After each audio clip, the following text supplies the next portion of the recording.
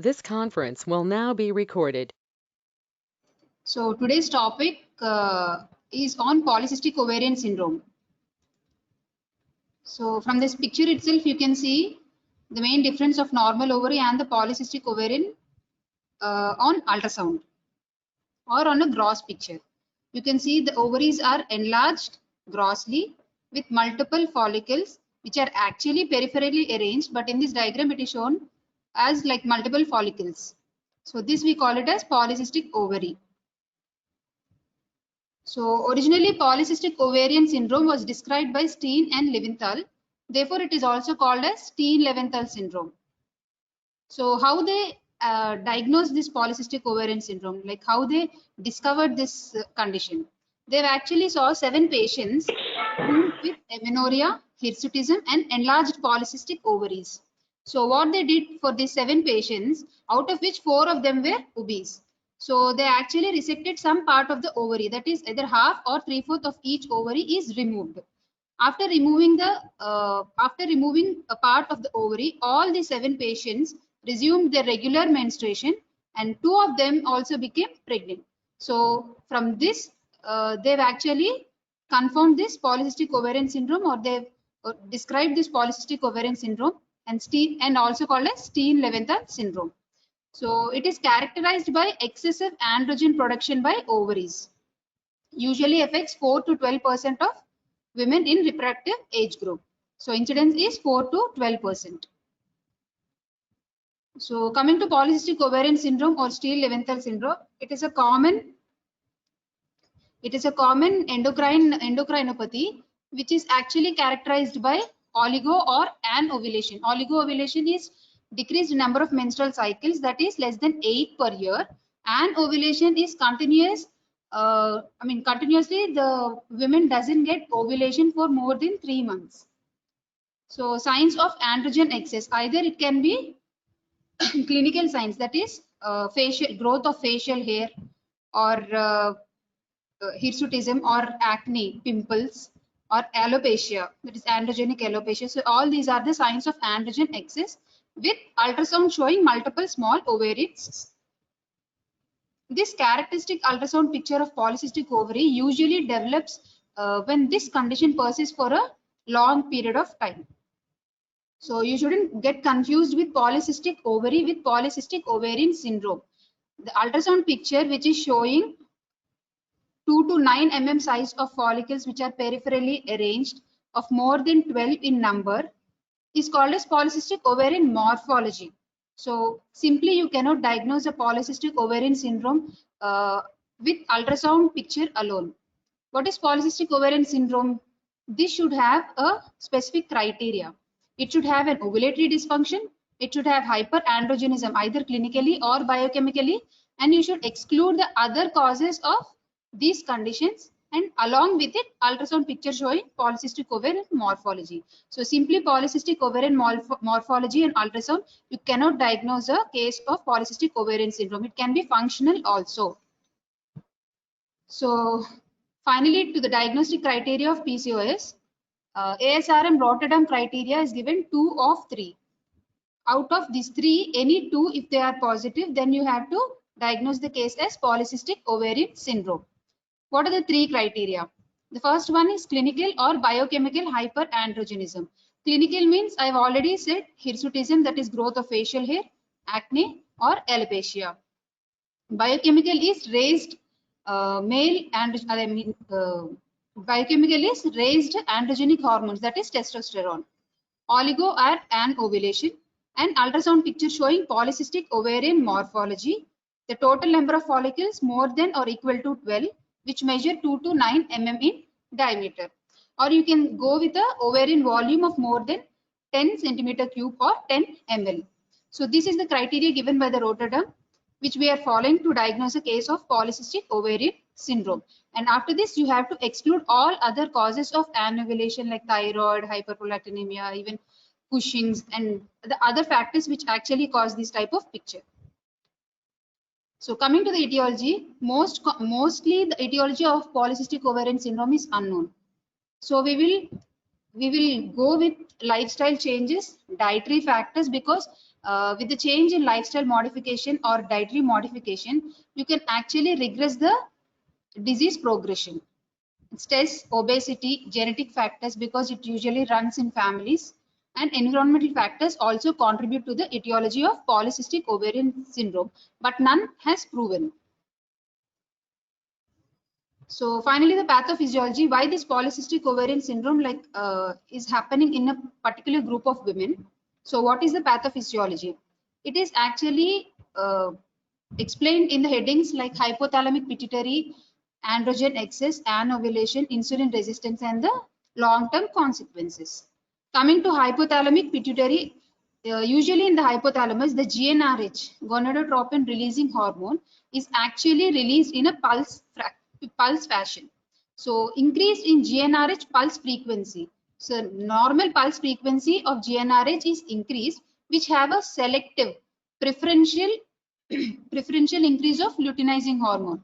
From hypothalamus, the GnRH is pulse frequency is increased, which stimulates the pituitary, which preferentially stimulates the luteinizing hormone.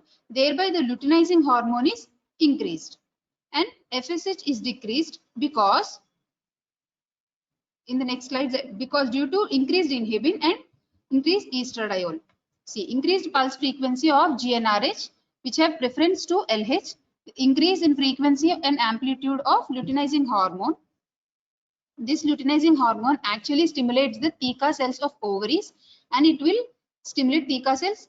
Theca cells produce androgens. So ovarian environment becomes more of androgens. So thereby the FSH is reduced, and FSH is actually meant for follicular maturation. When FSH is reduced, the follicular maturation is hampered and the follicles are arrested in various stages without any growth. Thereby, there is no follicular maturation, there is no estrogen production. So ovarian environment is completely of androgen. So finally, the increase in LH and FSH ratio. This one. From here, pituitary is having a preferential secretion for luteinizing hormone with the increased pulse frequency of GnRH. This luteinizing hormone will act on ovarian theca cells and stroma cells and produce more of androgens. And on granulosa cells, due to decrease in FSH, the follicular maturation is decreased. Even the androgens get aromatized to estrogens in the granulosa cells. Even that is reduced. Thereby, the estrogen production is reduced and inhibin production is increased. It causes a negative feedback to FSH, which decreases the concentration of FSH. See, estradiol and inhibin increases and FSH is negatively inhibited. So LH stimulates theca cells, produce androgens in an excessive quantity. FSH, which is in less quantity, fails to stimulate granulosa cells, fails follicular maturation and aromatization of androgens to estrogen. Thereby, estrogen levels are reduced with negative feedback. So androgen excess, as I've already mentioned, due to increase in luteinizing hormone, which stimulates the theca cells of ovaries, and it produces more of androgens. So androgens are not only produced from ovaries, there are other sources of androgen production, that is from adrenaline and other systemic metabolic alteration. Ovary, as we have already seen in the picture, due to luteinizing hormone and insulin-like growth factor, which stimulates the theca cells, and it will produce more of androgens. And this enzyme, cytochrome P450C17 enzyme, is the main enzyme which is regulated for androgen synthesis. Due to hyperfunction of this enzyme, there is more androgen, that is, there is more production or synthesis of androgens, and decreased aromatization because decreased FSH. You can see in this picture, aromatization is decreased due to decreased FSH. Therefore, androgens are not converted into estrogens in the ovary. Thereby, androgens are increased due to LH and insulin-like growth factor stimulation, hyperfunction of this enzyme, and decreased aromatization of androgens to estrogen.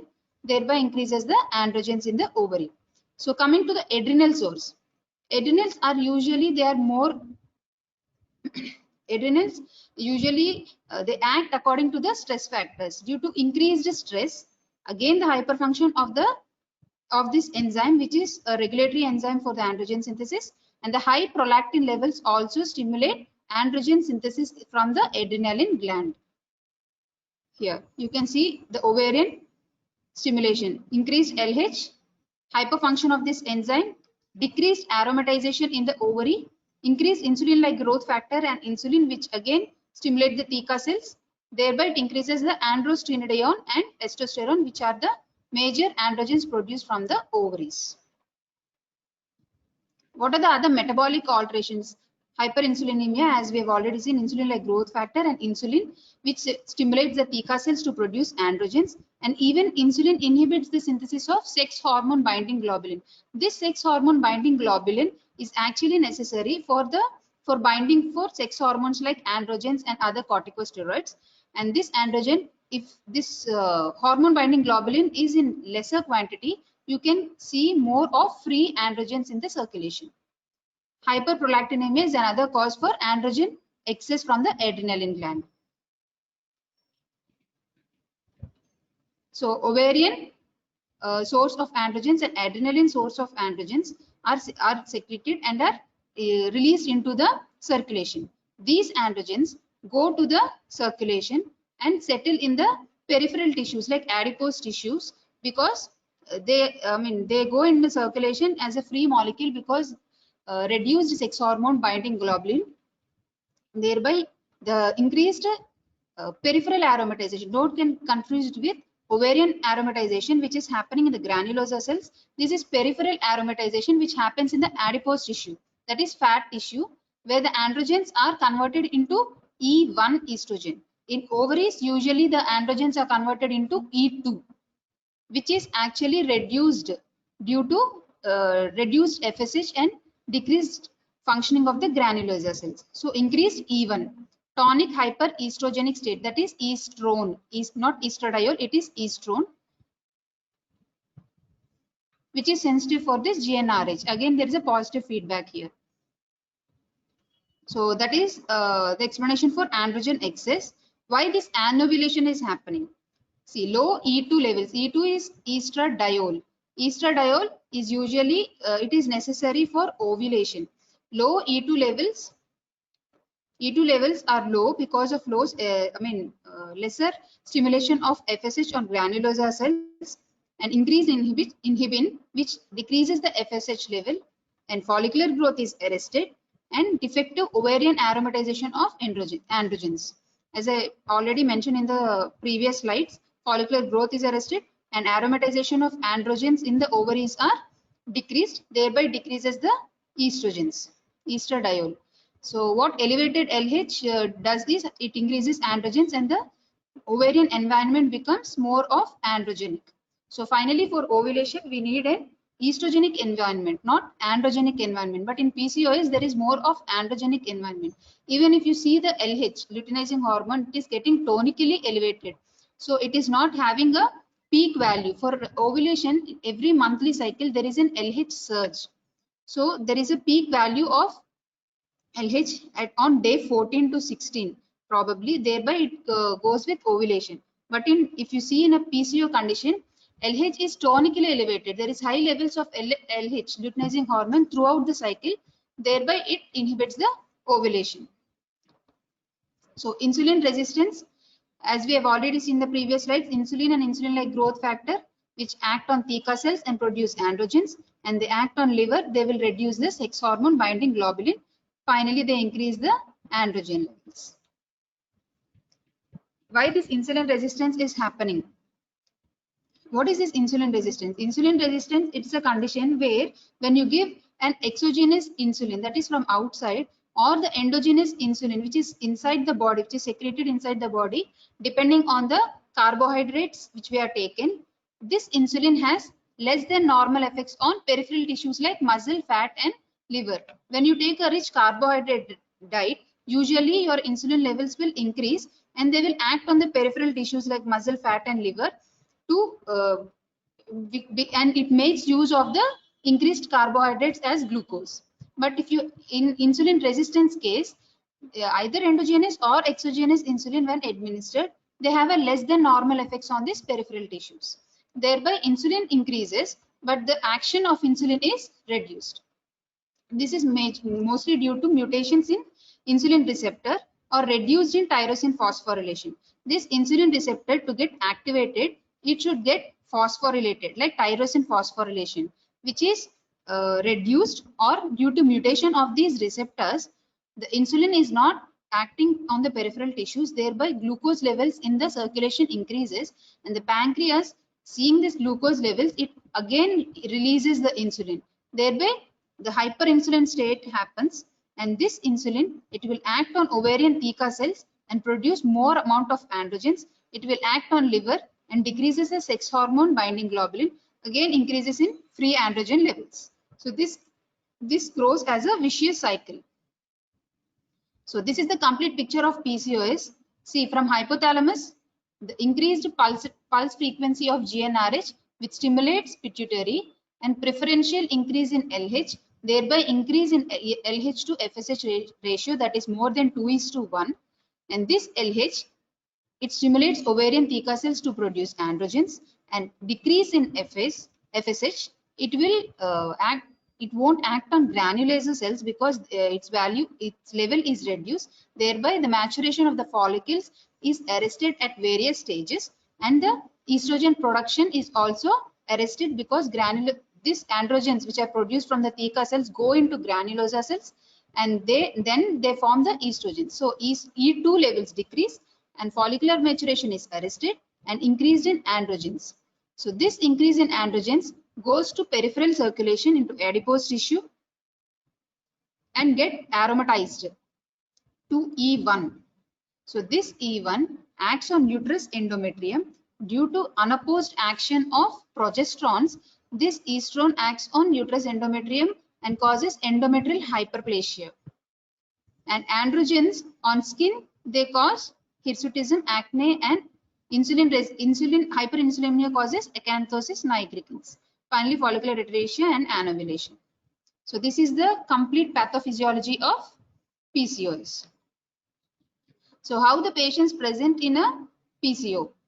So usually they will present with menstrual dysfunction like amenorrhea or oligomenorrhea. Most of the cases you can see as irregular cycles, either amenorrhea or oligomenorrhea. Some may manifest with menorrhagia because this E1, which is getting which is coming from the peripheral tissue, it will stimulate the endometrium of the uterus and it will cause endometrial hyperplasia. Thereby, this thickened endometrium usually leads to unpredictable bleeding. So, in that condition, usually patients may present with menorrhagia. And 50% of post-menarcheal girls have irregular periods for up to 2 years. This is due to instability of HPO axis. HPO is hypothalamic pituitary ovarian axis. Due to the instability of that axis, within 2 years of menarche, 50% of girls usually have irregular periods and don't diagnose those those patients as PCOS. And if they have a PCOS, they will continue these irregular cycles even after 2 years. So first one is menstrual dysfunction. Second one is hyperandrogenism. It usually manifests clinically as hirsutism, acne, and androgenic alopecia. Hirsutism is defined as a coarse, dark, terminal hairs distributed in male pattern, that is beard and facial hair like moustache, and even lower abdominal hair. So it is a coarse, dark terminal hairs which are distributed in male pattern, usually seen in 70 to 80% of PCOS.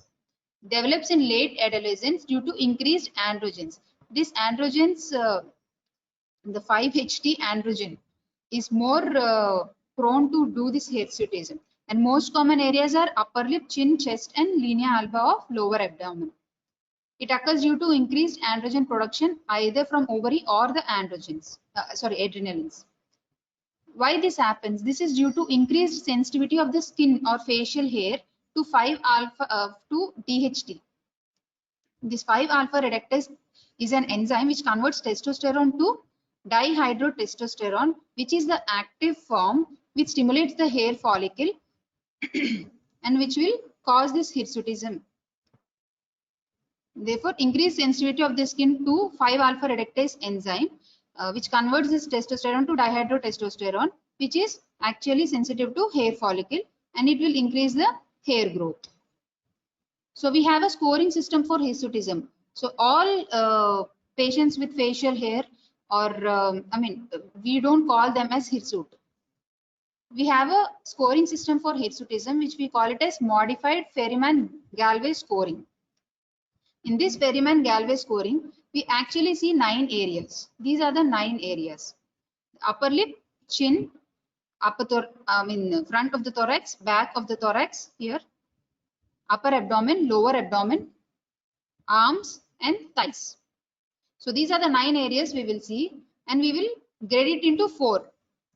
So totally you have to calculate everything, and if the score is more than 8, then you will classify that person as a hirsute.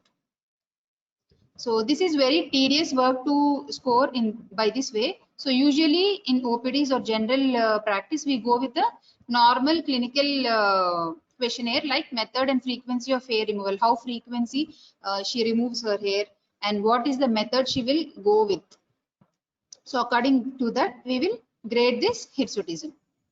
This acne is the second manifestation of hyperandrogenism. It's more frequently seen in adolescent patients due to androgen excess. The 4 factors which causes this acne are due to blockage of the follicular opening. Each hair follicle will have a opening, and when that gets blocked due to hyperkeratosis, due to this keratotic tissues get adherent into that opening, and they block this follicular opening, and the sebum gets production in the follicle, which is get stasis in that area, and that sebum area due to proliferation of commensal bacteria, and after due to this bacteria it gets inflamed, and finally it produces the acne. Alopecia is androgenic alopecia, which is usually less common than hirsutism and the acne. Usually it is slow progressive hair loss is seen with diffuse thinning. This is crown area, thinning of the hair in the crown area with preservation of the front line.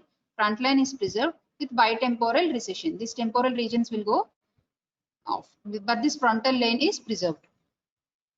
This is Acanthosis nigricans picture. This is due to insulin resistance. The thick gray velvety patches which you can see on these flexure areas like back of neck and axilla, crease below the breast, and waist and groin. This is the cutaneous marker for insulin resistance. Insulin resistance increases hyperinsulinemia, increases the insulin levels, which stimulate the dermal fibroblast growth factors and causes this thick gray brown velvety plaques on the flexures.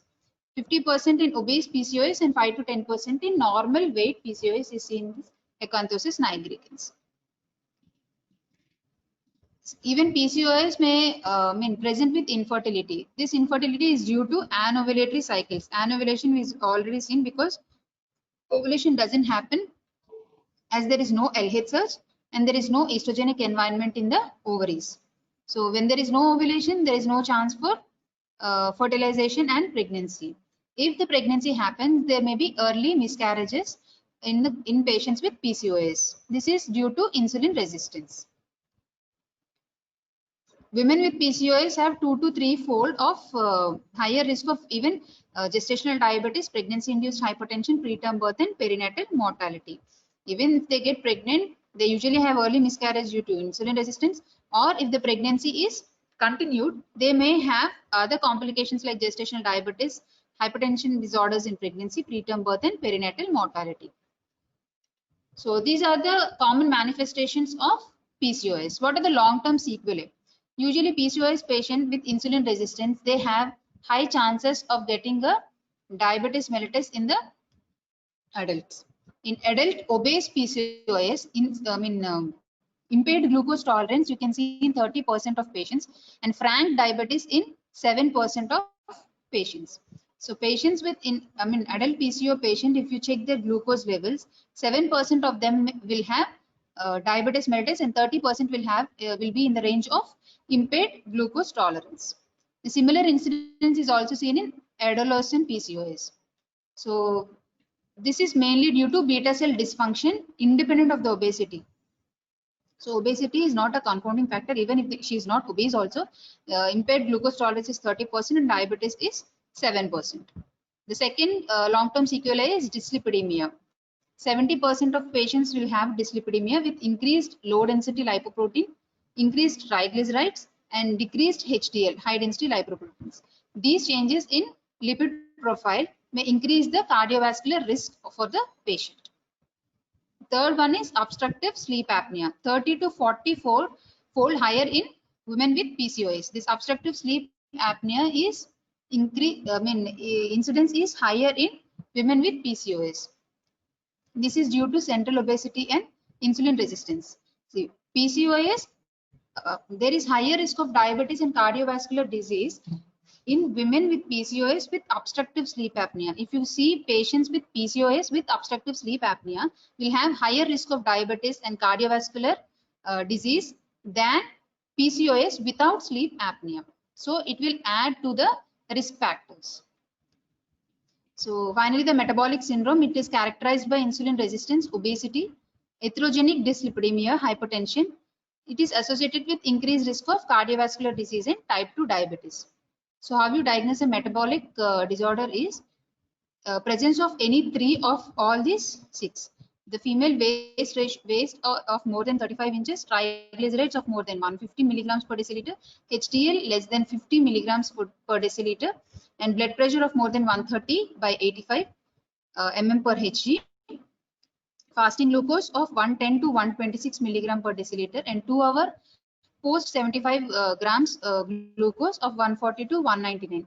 If any 3 among these are positive, then the patient is diagnosed with metabolic syndrome. So finally, the endometrial hyperplasia, as I have already said, due to peripheral aromatization of the androgens, increase in E1 levels. It will cause endometrial hyperplasia, and on prolonged exposure, it may lead to endometrial cancer. Neoplastic changes in the endometrium are felt to arise from chronic unopposed estrogen action. Unopposed estrogen is means because there is no progesterone in the second half of the cycle, because there is no ovulation. It affects the psychological health. Like patients may have anxiety, even they go into depression due to this. Their gross changes physical appearance, and even on this menstrual cycle, irregular menstrual cycles, they go for a depression with a decreased quality of life and negative body image. So this is the gist of what we've learned. Hirsutism, acne, alopecia are hyperandrogenic features. Acanthosis nigricans is due to insulin resistance, which increases the fibroblast growth factor, and it will cause gray velvety patches in the flexures like back, submammary region, groins. And obesity, ovulatory dysfunction with amenorrhea, oligomenorrhea. Even we talked about menorrhagia due to unopposed action of estrogens on the endometrium, and polycystic ovaries on ultrasound picture. Hyperinsulin, glucose intolerance, hypertension, dyslipidemia, metabolic syndrome, obstructive sleep apnea, even psychological health disorders, all these go with long-term consequelae. So when you find a patient with this type of picture, you generally go for an ultrasound, and on ultrasound to diagnose PCO, you have to get 2 to 9 size. To 2 to 9 mm size of cysts which are peripherally arranged with number more than or equal to 12, or ovarian volume of more than or equal to 10 centimeter cube. If this criteria is fulfilled, then one of the criteria in the rotogram is positive. And the other investigations, serum LH FSH ratio is increased, which is more than 2:1, because there is tonic increase in the LH. Differential stimulation of LH due to increased pulse frequency of GnRH, and raised estrone levels. Estrone is E1 because there is peripheral adipose tissue aromatization of androgens.